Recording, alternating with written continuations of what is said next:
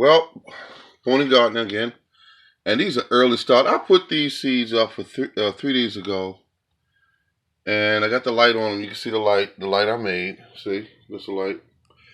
See all the little residue from past experiences here, so it's no big deal.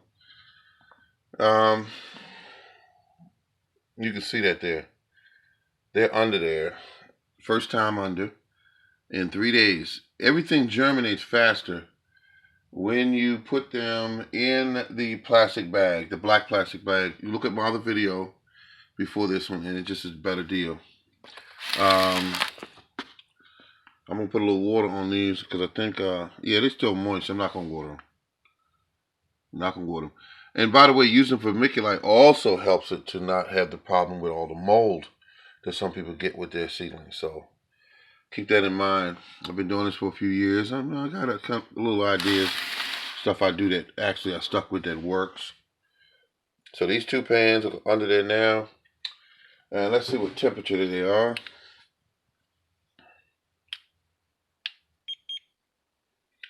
And let's see, we got 74 degrees.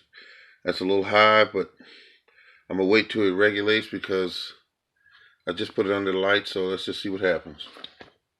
This is the morning gardener saying, let's keep on growing.